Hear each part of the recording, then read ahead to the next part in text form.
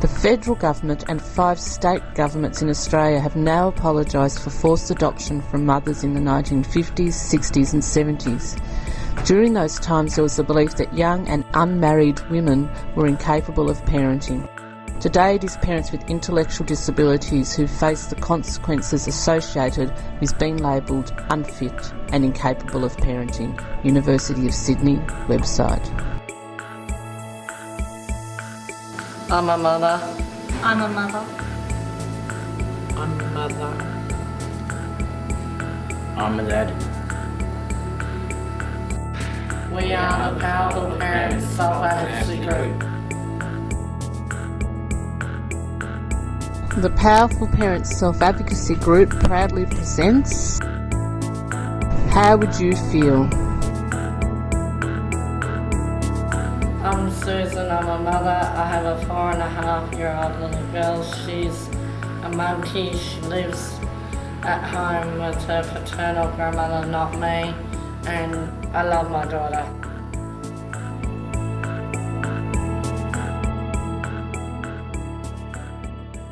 I start up the Powerful Parents Self-Advocacy Group so I can help other parents like me get more access and hopefully keep their children, and to let other people with intellectual disability who are parents know they are not alone.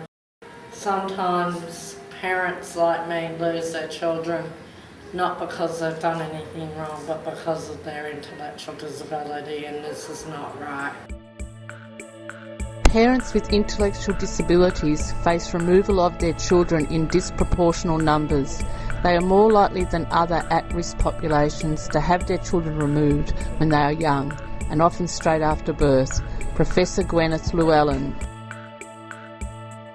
Parents with an intellectual disability are not treated like any other parent, and we want to be treated like other parents and given the support we need to look after our children.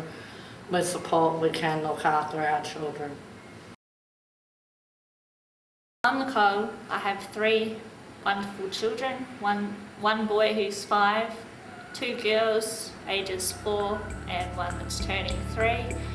What I love to do with my kids is, with my son, we kick the footy around, we play on the play equipment, he pretends he's a fireman, he pretends he's a policeman, he pretends, just makes up all these different things. Well, at the moment we go to a play centre and we go on the slides and they have races down the slides who's going to beat each other, which they always beat me.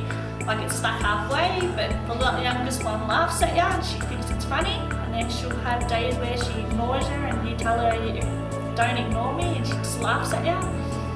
And they're just really gorgeous kids and I love them. When it comes to accesses, I see one once a month, which is my boy. I see the girls once a fortnight, which isn't very long. 2 hours for each access, which is not long enough to actually be a parent and get to know the understanding of being a parent to your own child if you've got someone else basically looking after them. There is very little evidence anywhere in the world that parents with intellectual disabilities abuse their children. Our concern is that mothers are not given a chance to learn how to parent their children. We've shown that parents with intellectual disabilities can learn to satisfactorily parent children. Professor Gwyneth Llewellyn. There should be more support than what we've really got. I don't think there's not much out there, which is wrong. We should be treated equal as a normal parent would be. With the support, we should be able to be better parents and have our children at home than rather not have them at home. There should be one where they know who they love, which is their mother or their father, doesn't matter. I feel really sad most times. I go through ups and downs, but in any case you still love your children no matter what, but it's the hardest part when you get them taken off you. How would you feel? My name's Andrew. I've got a son who's 4. I enjoy taking him for train rides from Garden to Pakenham and coming back, and we have donuts, milkshakes, and shop around, or to window shopping, or look at things she likes. I only see my son once a fortnight and need more time, because every time I see him and when it's time to go, I miss him very, very much. How would you feel you saw your kids only once a fortnight? I have 4 children. My 2 youngest are 3 and 2. They've just recently been taken off me. What I love about my children is the laughter, playing bubbles, going to the park, just all those little things that you miss when they're not at home and you don't get to see them all the time.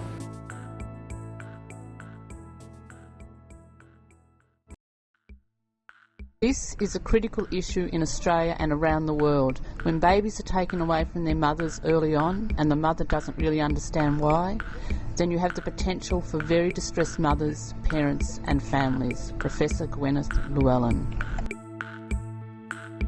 We just want to be treated equally like any other parent.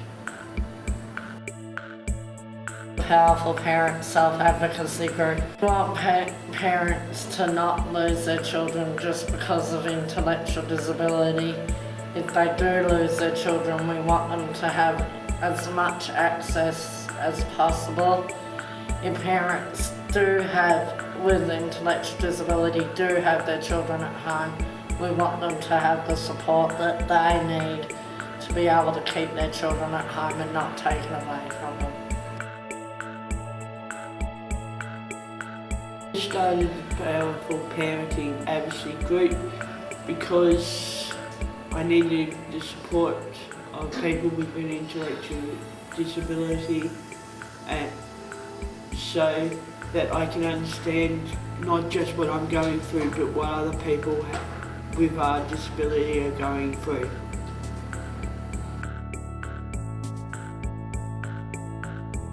There's more people out there than just me.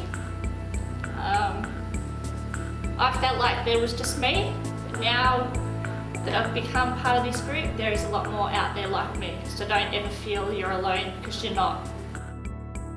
How would you feel? People with a disability want to be treated equally.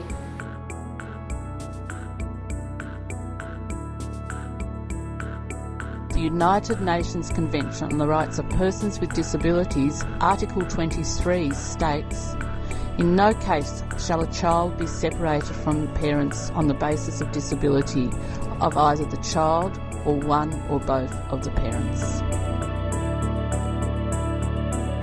Produced by the Powerful Parent Self-Advocacy Group in partnership with the Self-Advocacy Resource Unit. Let's work together for change.